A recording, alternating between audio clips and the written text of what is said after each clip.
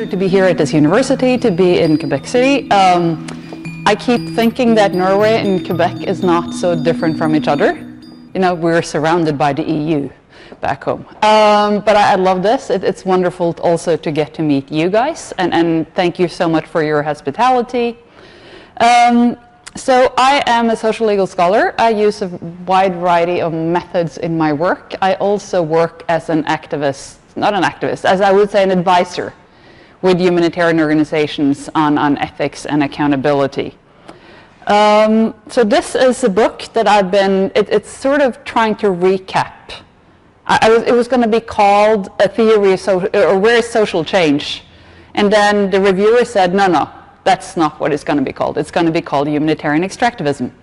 And then I went back and you know, reworked theoretically for my manuscript, and thank you so much to that reviewer. And I also have to say, I just worked really hard, and when the book came out, it was very thin. You know, I mean, like really? I thought it was much bigger, at least in my head. But I've understood that to get humanitarians to read this, the shorter the better. I should probably start printing my blog posts in hardcover. So where are we going? I mean, this is, you know, pretty terrible year in human history. The last couple of years seems to get worse and worse. The humanitarian sector has been growing enormously for the past 30, 40 years. It's been hit with a financial crunch. So technology is one of the, you know, strategies for trying to do more with less money. But along the way, we're also really seeing new risks and harms pop up. So when I started working on this, and this is a bit, you know, you see this in the book, it was individual technologies. For you guys who know this is the hype cycle, right? So, wow, refugees have cell phones. Sensational. And then, you know, there are drones, it's the blockchain, and for the last couple of years, this field has basically been obsessed with AI, which is not so strange because all of us are obsessed with AI. But, you know, we stop talking about individual technologies, and, you know, along with the rest of the world, there's this digital transformation. How do we actually make sense of this?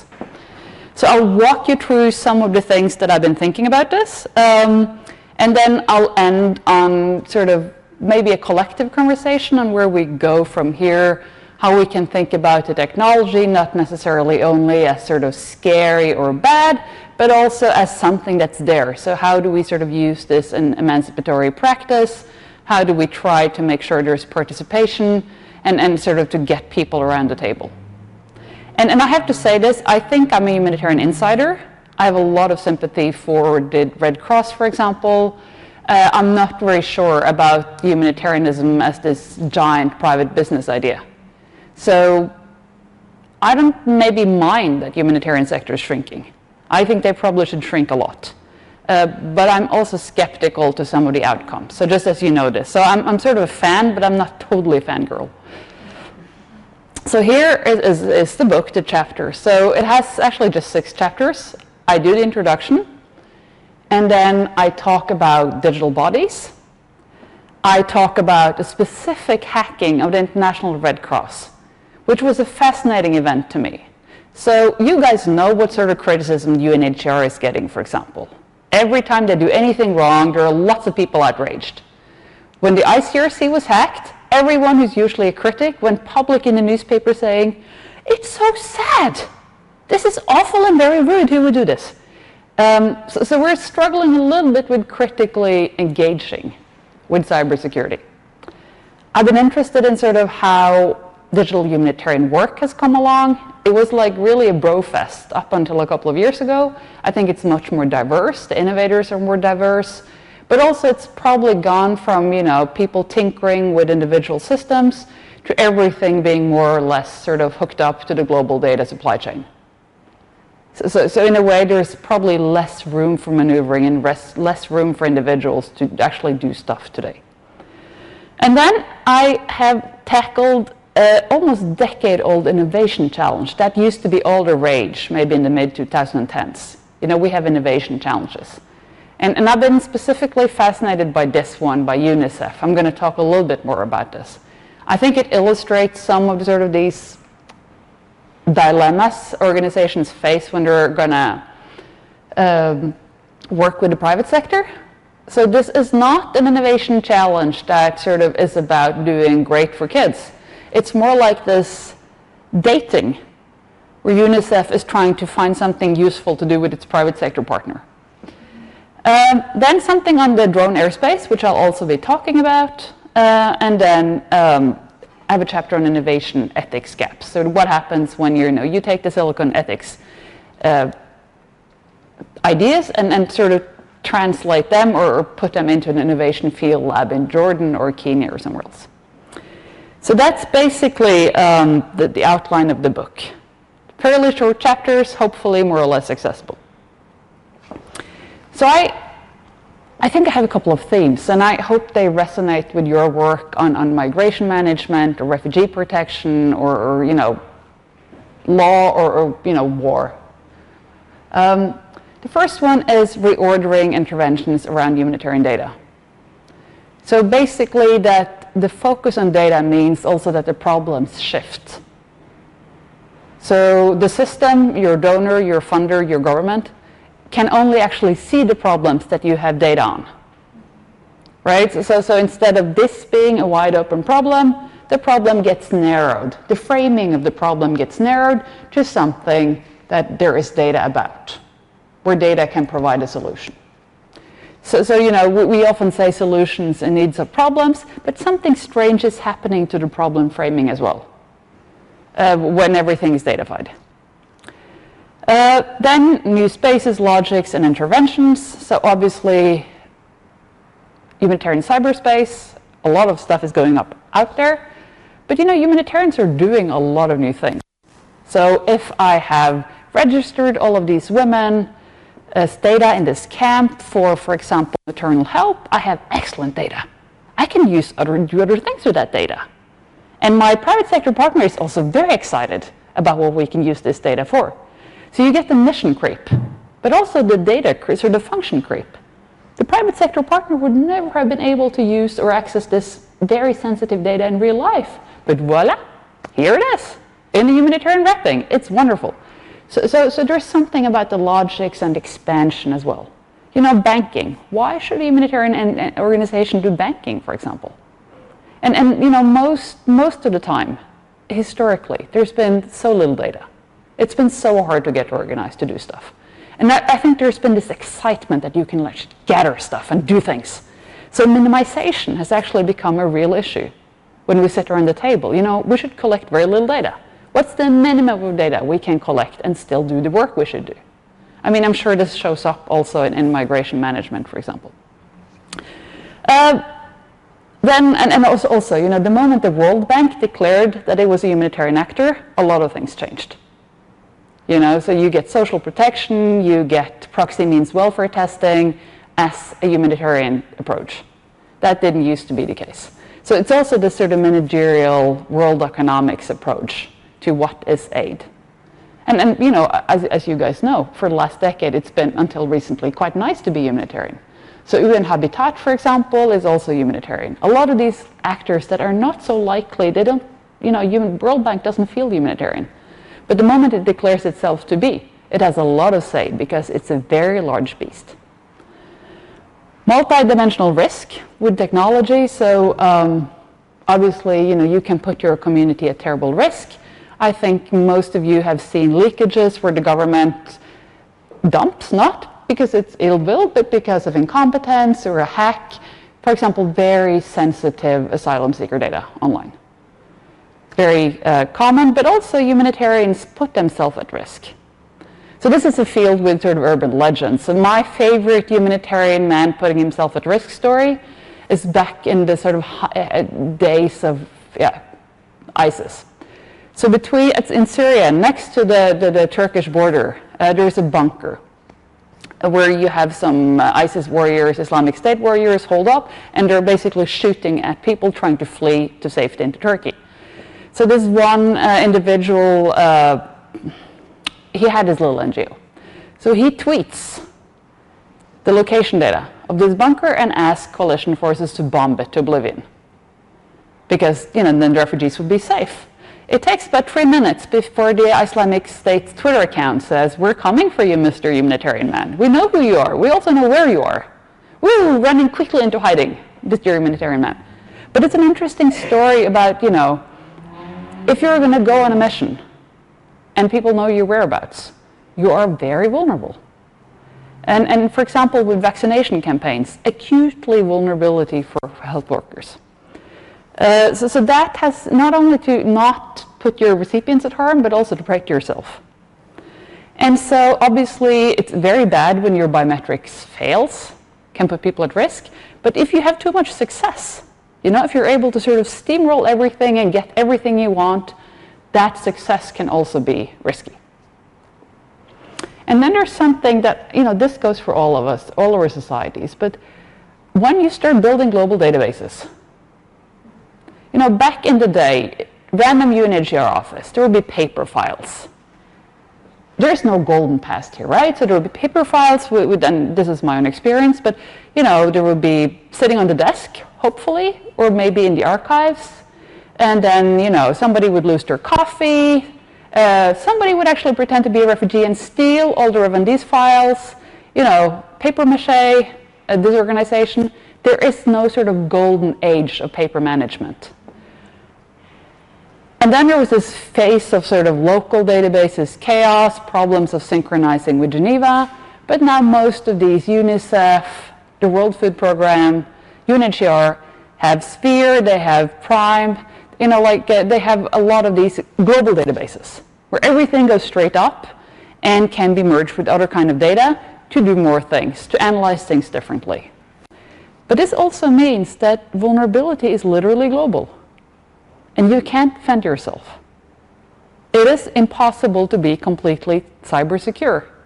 What you can do is you can choose what sort of targets you create. But humanitarian organizations cannot spend 95% of their budget on cybersecurity consultants. And the smaller ones are even facing more risk. So this is something we have centralized vulnerability by digitizing, but we can't defend ourselves. And then it's the digital body, right? So all of you, me, have digital bodies. It's, the imageries. Every time I do a Google search on sort of inappropriate celebrity gossip, the information I gave up to get asylum, literally the keystrokes. Everything that I do contributes to my sort of digital body. As a refugee, for example, you have to give away a lot of information. So it's your biodata, obviously, it's your life story, fingerprints, maybe iris scans. We saw in the Trump administration, but also I would argue that there's a trend globally, DNA. You're going to have to give away everything. I don't discuss DNA in this book. I have a different paper with Jasmine Kim Westendorf, but there's something about DNA is the one thing that connects you to a lot of the past, but also a lot of this unknown future, to a network of people you might not even know, to a father you never knew you had, but wow, he's a security risk. So there's something we should focus on DNA, because I think there's something going on there. But anyways, that's a digital body, right? And even if you're no longer a refugee, you cannot have this digital body deleted. It's there forever. If something goes wrong, it's very difficult to correct. So it's just there. It's there as almost like a physical presence. And if you don't have a digital body, you cannot be protected. The system is no longer able to see you. And I think this is interesting. For me, this has a very sort of specific moment where I understood that this had become a thing. So this is back in 2019. UNHCR has as a comms officer, and she does, look at this cute girl, blah, blah, blah. She has challenges, can't go to school, and the girl holds up like a piece of paper with all her personal data. I think, nobody would have batted an eye maybe a couple of years before, but now there people were so angry about, how UNHCR were exposing this girl's data. So I'd say that this is sort of the first moment of outrage about the vulnerability of the digital body. Suddenly we started seeing things slightly differently. So, you guys are not in Europe, you don't have to sweat GDPR. A lot of other people have to sweat GDPR. But I would say that GDPR has done something, namely to force a little bit of respect, a little bit of practice, a little bit of understanding with respect to personal data. Where's my piece of paper? This is where I try to not be too professorial, but also not get lost. And so now I have notes for actually this slide. Extractivism. So after the reviewer told me that this was a book about humanitarian extractivism, I needed to go and try to theorize this. So what do I think that extractivism is about? And I hope specifically for students, I hope they can take some of this and just make it better. And obviously this builds on a lot of work of colleagues. So the first issue is sort of who gets what. Because obviously this is a very, very unequal data economy. And I would say this is not only about everything going to sort of Silicon Valley. I think in our field we fail to reckon with the global East. We fail to reckon with sort of the privileges and the resources harvested by actors in India and China in particular. And I would like that to be more part of the conversation. So we can talk about techno-colonialism, for example. It's this project of subjectifying and exploiting social life as resources for data extraction in the global south. If you want food, you have to give up your data. Data capitalism, known to a lot of us, this asymmetric distribution of power. The idea of surveillance capitalism, this logic. I mean, yes, this is surveillance capitalism. We can talk about surveillance humanitarianism. But I think data relations in the humanitarian sector has this added value or added dimension, which is about suffering. So it's also about collecting data about suffering, otherwise humanitarianism has no legitimacy. You don't see that in sort of regular capitalist economy because suffering isn't so attractive for selling something. But in the humanitarian sector, it rests on suffering. Then I'm wondering if we're seeing the decline of stuff. Back in the day, humanitarian worker would jump off the truck, throw buckets or sacks of food or whatever at sort of masses of people. Today, a lot of what's happening in terms of funding, resource flows, it's about data flowing. So in 2013, OCHA published a report on information saying that, information is going to be the key thing, which was right. It's going to redistribute power. I'm not so sure about the redistribution of power thing, right? For me, it seems more like it's redistributed power, but in favor of the humanitarian organizations, of governments, also very non-democratic governments, and the private sector. So it's been redistribution, but maybe not for sort of the benefit of the people. So, data surveillance, systematic monitoring of peoples and groups by means of personal data. So you basically use personal data to regulate behavior.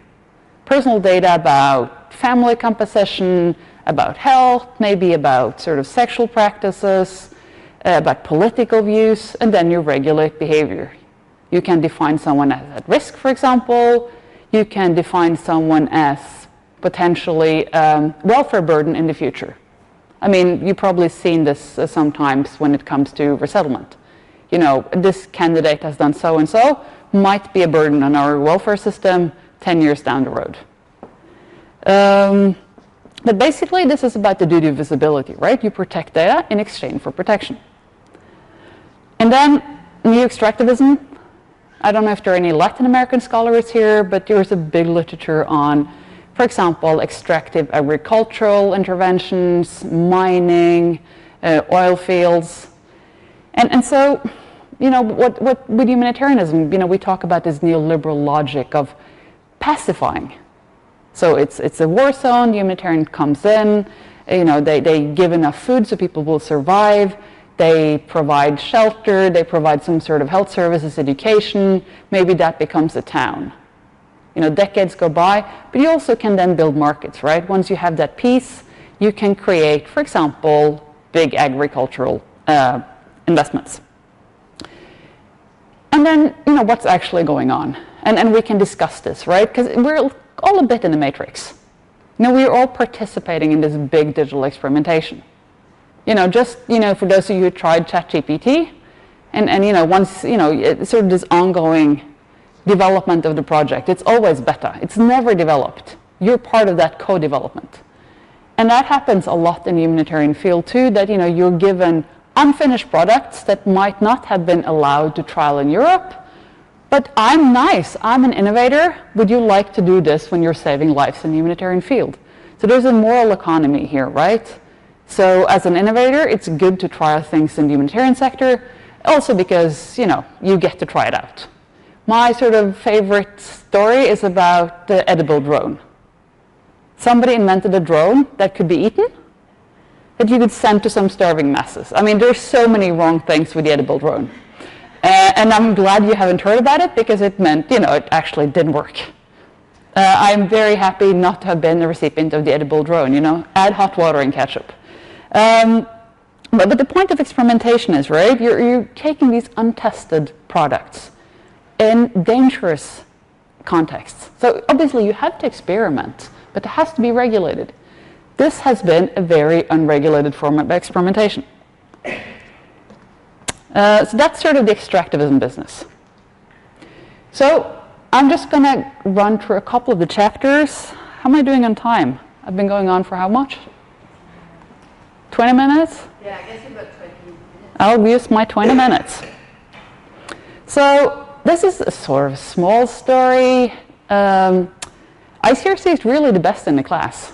I mean, they've done more for data protection guidelines, for taking this seriously, than anyone else. What happens is that there's something that's left unpatched, and then in January 2023, they go public saying that they've been hacked. It's the Restoring Family Links program that's been hacked. And I thought it was a fascinating story, also because of, not only because everyone was so hapless and we didn't want to criticize them, but because of what this tells us about creating targets.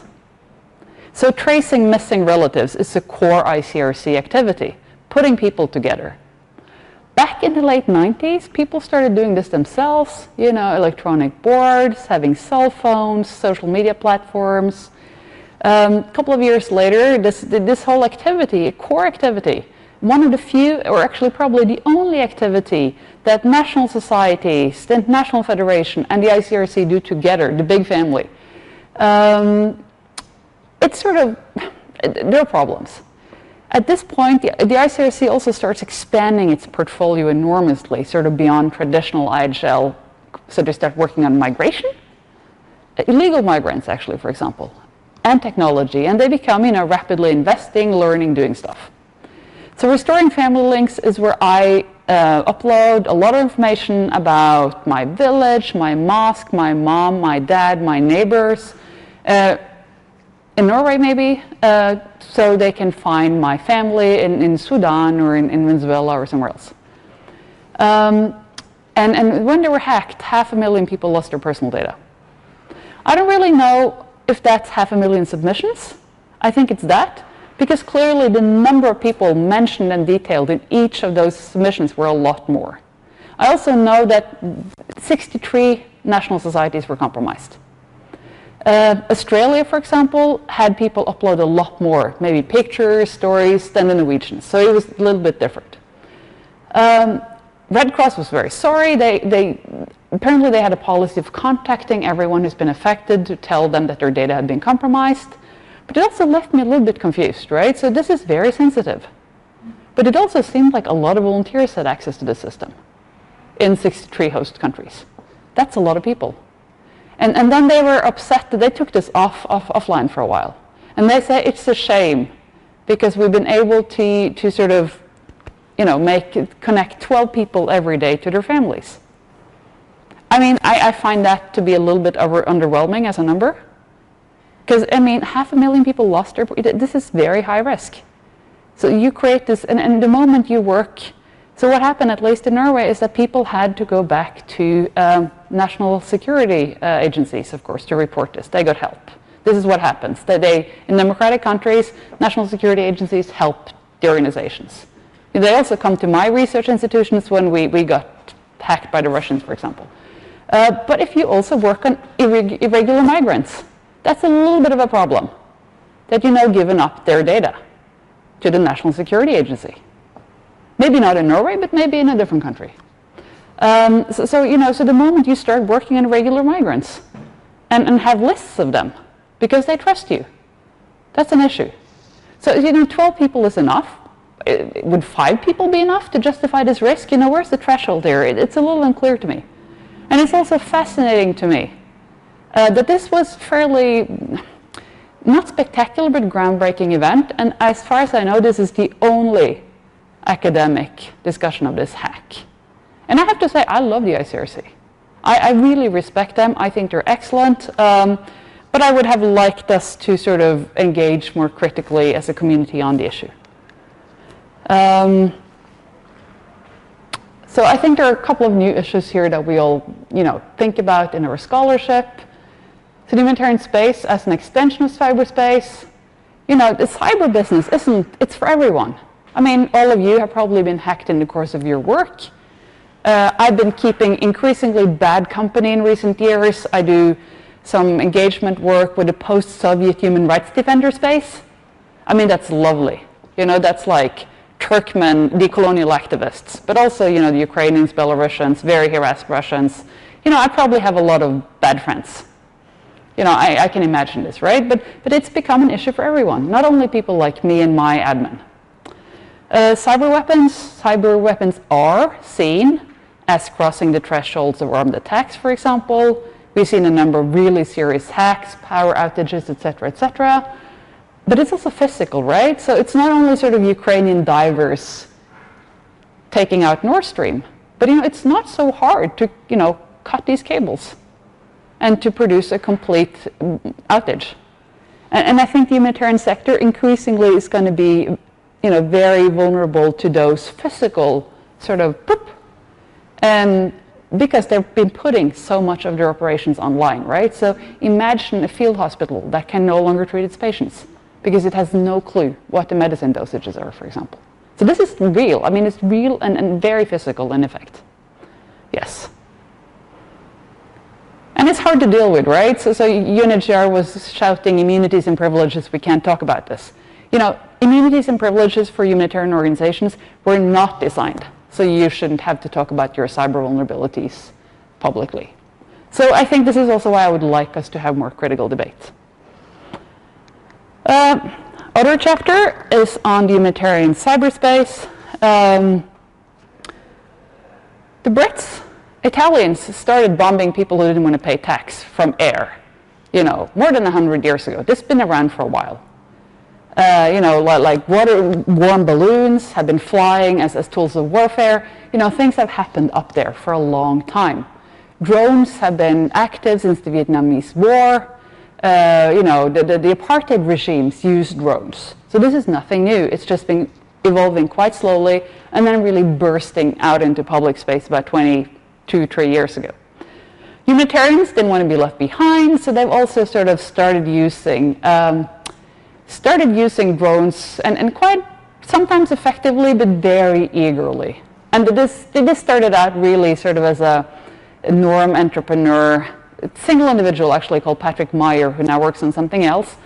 I was interested to follow his sort of, he came from crowd mapping, crowdsourcing in Haiti, and then that wasn't feeling very effective, so he got interested in drones. And then he was really promoting this, you can use your drone for good. People showed up in disasters and demanded to be able to use their drones. And it's my sort of, there wasn't any sense of ethics and responsibility. And then we got to the Nepal earthquake and people showed up with their drones. It was a mess. People got arrested. They were crashing. And this is when, and I'll give him this credit, Patrick really started convening international conversations around drone humanitarian ethics. And it's been fascinating to see individuals make this kind of difference. But it was used, that disaster was used as an opportunity for better conversation. Then I have another colleague, Ning Wang, who's gone back and done very serious field work in Malawi, Nepal, and other places, and look at sort of impacts on community. And I have to say, I've probably been one of the people shouting about the dangers of this. And her problem was more like, Kristin, like there isn't any real damage. It's just that nothing happened. You know, you promise the community a lot. You go in, you say you can protect them against landslide, but the only thing you now told them is that they're actually really at risk, but they have to live there. So that's one of the sort of issues around sort of populating humanitarian drone airspace with drones. But it is really kind of fascinating development. Today, and you know, a lot of the you know, things, it's not very easy to do airdrops. So the World Food Program, for example, has really tried to use drones to deliver critical aid. And then, of course, we've had terrible projects. So there was something called the Syrian Airlift Project that would use drones to deliver medicines in a very sort of colonial, discursive way. But, you know, the drones were like $10,000 and the medicines were like $5. It wasn't so sustainable. And then the initiative folded. But this is, you know, the story of many, many things that didn't work out. And then the technology got mainstreamed. But for those of you who want to attend, we're convening a webinar in a couple of weeks on the use of drones by governments to target humanitarian workers. And this happens in a very widespread manner. Reports from you know, targeting reproductive health clinics in Ethiopia, targeting of white helmets in Syria, so we're getting the white helmets in. But you know, what does it mean, right? So, you know, under international humanitarian law, you show that you're a humanitarian worker. That doesn't really work with these drones. You know, like, how can you, distinction isn't, that's not a protection strategy. But this threat, and specifically how it's able to lock onto your face with some basic AI, is very scary and very threatening. So we see new developments. It's sort of an ongoing, and I wanted to include this just to show you how quickly things happen. And then it's the UNICEF for Good challenge. I really think that this picture is great. It's a very traditional humanitarian representation of who's sort of in need and who's delivering the solution. So lots of like entries here, 246 countries across the world. It's UNICEF, but it is also with our partners Arms and Frog. So in the end, it's a very traditional innovation challenge. There's training, there's development of solutions. Cushy Baby wins. It's an elite outfit from Yale who 2 years after winning had developed this necklace into a quite fierce biometric platform where you can do surveillance of healthcare workers, mothers' behaviors, and the kids. And you know, just imagine putting a string around the kid's neck. I mean, there are many things to say about this. But the children sort of disappeared completely from the narrative of this. So, I mean, I'm very happy to share digital PDFs of the whole book. But it's interesting because there's never been a review of this competition. It sort of disappeared. It just disappeared in UNICEF history. And innovation challenges are no longer seen as kind of worth investment. But it's really a way for UNICEF, who's really been a leader on innovation, and really tried to engage with private sector partners. It's really just dating. Has very little to do with the mission. So I just wanted to set aside some time for the end. You can ask questions about other chapters if you're interested. You know, humanitarianism, you know, do no harm, help the people who suffer, be impartial, be neutral, be universal. And of course, this is all about politics, right? So in a way, you can say that I think we can agree that, you know, for example, in respect to current conflicts, it's clear that humanitarians aren't, you know, super powerful. They're being killed by governments, they're being targeted by political actors, targeted by armed actors. At the same time, there is a responsibility here to try to have a conversation.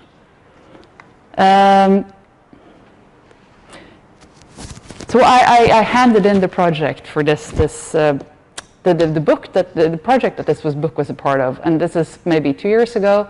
And my Minister of Foreign Affairs says, yes, but we're sort of disappointed that, you know, you have no analysis of generative AI.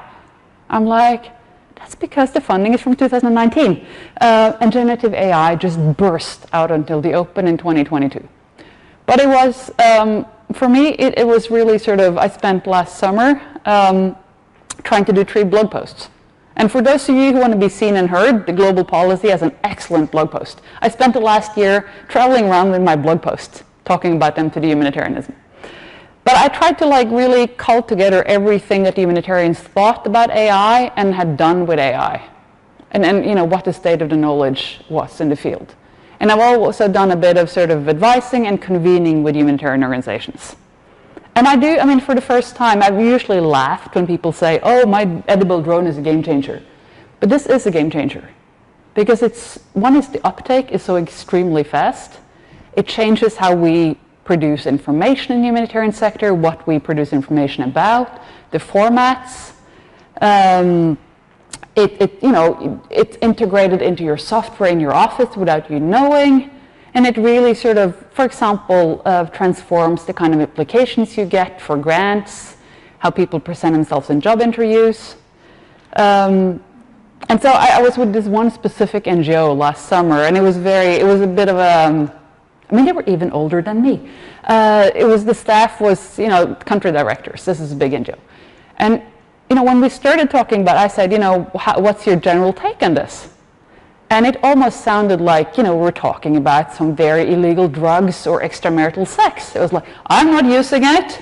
He's been using it. I'm using it sometimes.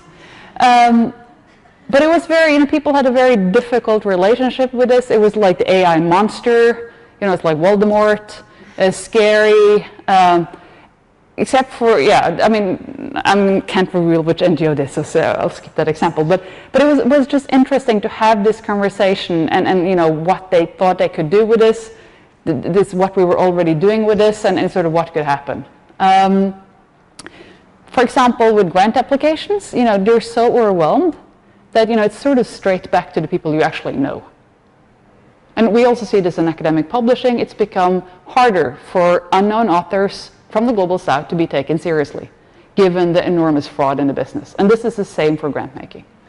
So there are some mechanisms here that, it should be better if everyone could speak accessible English, but that's not what's actually happening.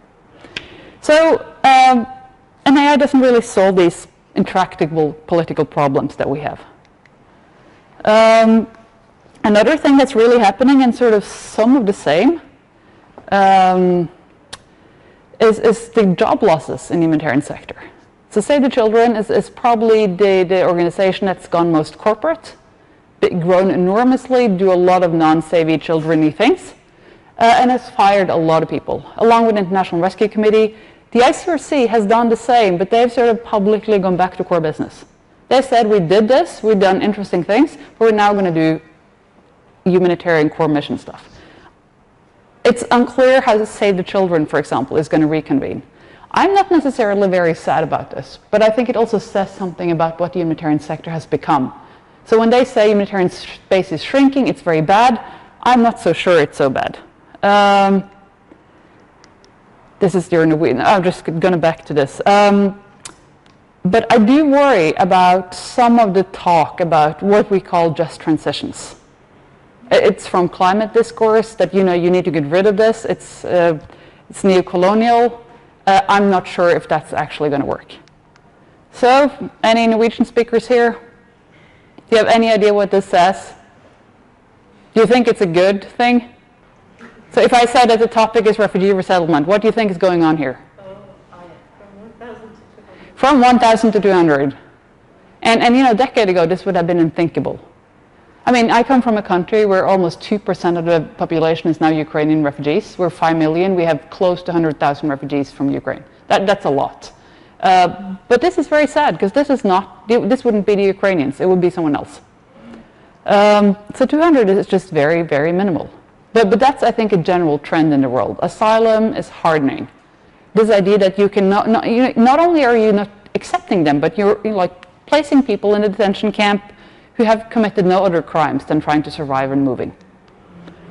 Humanitarians don't like law. I teach legal sociology. A lot of that professional is like, yes, the rest of the world don't like us, but we're kind of useful.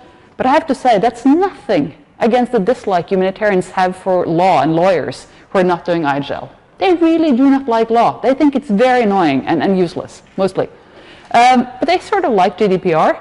And I think that they're, given their they're quite upset about AI. And I'm thinking that this is probably also something that they will be interested in.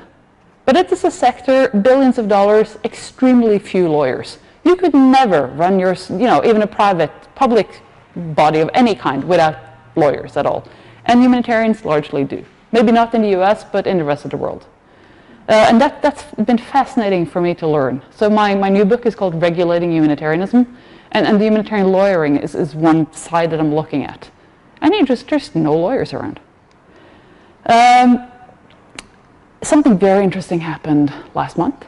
The Meta board said that from the river to the sea is not necessarily hate speech. I think that's quite interesting in the language wars that we've had over this concept and how this concept has traveled to jurisdictions that, this was not a concept in Norwegian before, October 7. We never heard about this before. And now it's translated, it's traveled, but it's also a little bit disconcerting that, you get this unelected Meta oversight board to adjudicate over affairs globally. But that's partly where we are. And then, there's this idea of representation again. Humanitarians, they need you to believe that the kids are suffering. Otherwise, they won't be legitimate. So this is actually Amnesty Norway last year who did this fake Amnesty International posting of beautiful Colombian activists being caught by the police. And Colombian activists were outraged because they said, we are public people, this is unacceptable. You can't use these fake images of someone. And in the moment you start doing that, who's going to believe what? So there's another side to this. One of the offshore detention camps refugees, the lawyers used no imagery available. This is in Australia. The lawyers used reports to generate footage and then put up an exhibition that would sort of give attention to the issue. And I think, when there's nothing available, this is a possibility. But I have to say, and I'm sitting around the table with some good commentators on this in the sector, one of them says, we're really struggling to maintain truth at scale. It's a little bit like the American hurricane, where you really need people to believe that they're going to die. And they're still out there swimming and taking selfies. How do we actually make them understand that this is happening? It's very difficult. But then there's also this other that really stuck with me. This is Insecurity Insights. They document sort of threats and violence across the world. And they said, this is an area, I believe this is in Mali, where you have a lot of hate speech, but in a local language not picked up and analyzed by the platforms we have available. So we're not able to see this. It's off our radar. So this is the pocket of truth that we can't access. And this, the number of the resources invested in non-English languages, the number of moderators, data cleaners, it's very small, right? So it's a resource investment issue.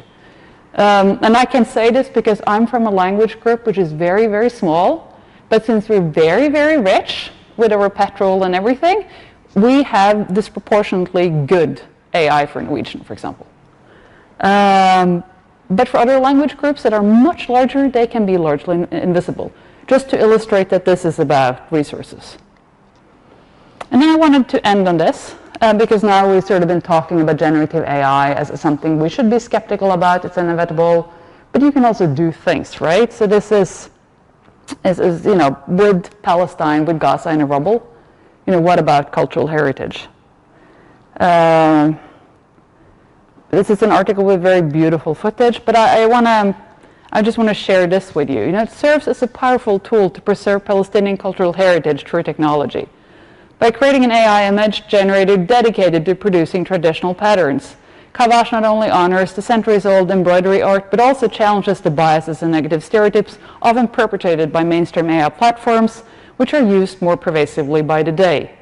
Through this project, she redefines how Palestinian identity is depicted, emphasizing peace, resilience, and cultural continuity. So there's something here for us also to work on, right? Trashing everything is not necessarily kind of the best activity we can engage in as critical scholars. And I think I'll just leave you with that. Any comments appreciated, and those of you watching online or in the audience, if you're interested in a PDF, just send me an email. Thank you.